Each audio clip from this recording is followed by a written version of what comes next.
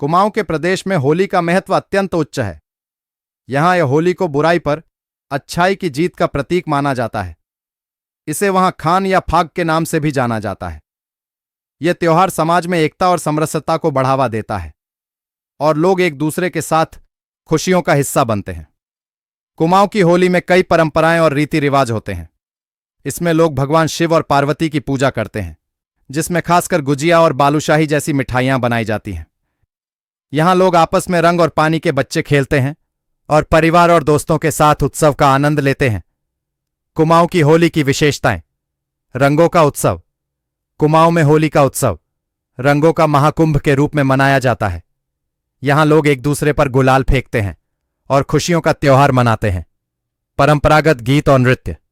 कुमाऊं की होली में लोग खासकर लोक गीतों और नृत्यों के माध्यम से अपनी आनंद उत्सव करते हैं। यहाँ कई रूपों में लोक संगीत का आनंद लिया जाता है। पारिवारिक महत्व। कुमाऊं में होली का उत्सव परिवार के साथ मनाया जाता है।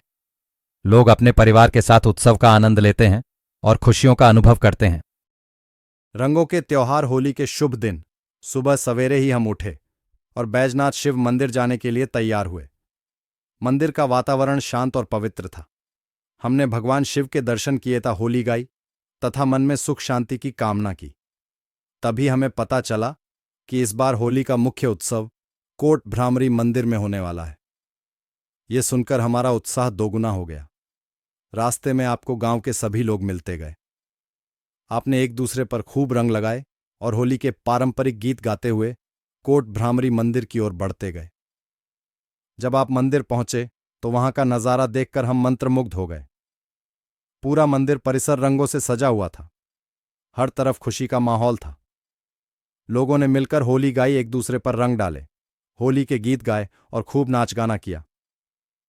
शाम ढलने पर थोड़ी थकान के साथ लेकिन मन में खुशियों के साथ आप वापस घर लौटे। यह होली का त्योहार हम सब के लिए वाकई बहुत खास बन गया। पहले शिव का आशीर्वाद और फिर रंगों से सराबोर होकर जश्न मनाया। इस बार छाले मां भ्रामरी मंदिर में जैसे ही होली पहुंची, होली के स्वागत के लिए राज्य मंत्री शिव सिंह बिष्ट जी के साथ पूर्व विधायक ललित फरसवान व भुवन पाठक जी आदि ने हमारी होली का स्वागत किया तथा टीका लगाकर होली का गायन में सहयोग किया। होलिका दहन क्यों मनाया जाता है? होली हिंदू समुदाय के सबसे महत्वपूर्ण त्योहारों में से एक है। होली का एक महत्वपूर्ण हिस्सा है होलिका दहन। इसे फाल्गुन मास की पूर्णिमा को मनाया जाता है। इसके अगले दिन रंग गुलाल से होली खेली जाती है। इसे धुलेंडी, धुलंडी और धूली भी कहा जाता है। कई अन्य हिंदू त्योहारों की तरह होली भी बुराई पर अच्छाई की जीत का प्रतीक है। होलिका दहन की तैयारी त्योहार से 40 दिन पहले शुरू हो जाती है। लोग सूखी टहनियां, पत्ते जुटाने लगते हैं।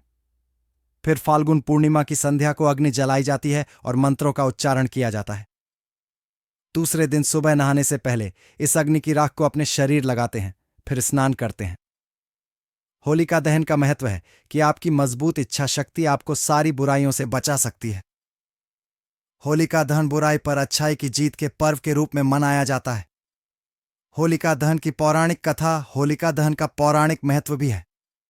इस त्योहार को लेकर सबसे प्रचलित है प्रहलाद, होलिका और हिरण्यकश्यप की कहानी। राक्षस हिरण्यकश्यप का पुत्र प्रहलाद भगवान विष्णु का परम भक्त था। वहीं हिरण्यकश्यप भगवान नारायण को अपना घोर शत्रु मानता था। पिता के लाख मना करने के बावजूद प्रहलाद विष्णु की भक्ति करता रहा। असुराधिपति हिरण्यकश्यप ने कई बार अपने पुत्र को मारने की, लेकिन भगवान विष्णु की कृपा से उसका बाल भी बांका नहीं हुआ। हिरण्यकश्यप की बहन होलिका को वरदान मिला था कि उसे अग्नि नहीं जला सकती। उसने अपने भाई से कहा कि वह प्रहलाद को लेकर अग्नि की चिता पर बैठेगी और उसके हृदय के कांटे को निकाल देगी। वह प्रहलाद को लेकर चिता पर बैठी भी, पर भगवान विष्णु की ऐसी माया की होलिका जल गई, जबकि प्रहलाद को हल्की सी आंच भी नहीं आई। होलिका दहन से जुड़ी एक कहानी, होलिका दहन से जुड़ी एक कथा भगवान श्री कृष्ण ने युधिष्ठिर को सुनाई थी।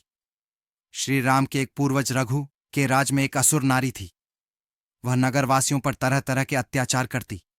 उसे कोई मार भी नहीं सकता था, क्योंकि उसने वरदान का कवच पहन रखा था। उसे सिर्फ बच्चों से डर लगता। एक दिन गुरु वशिष्ठ ने बताया कि उस राक्षसी को मारने का उपाय बताया। उन्होंने कहा कि अगर बच्चे नगर के बाहर लकड़ी और घास के ढेर में आग लगाकर उसके चारों ओर नृत्य करें तो उसकी मौत हो जाएगी। फिर ऐसा ही किया गया और राक्षसी की मौत के बाद उस दिन को उत्सव के रूप में मनाया जाने लगा।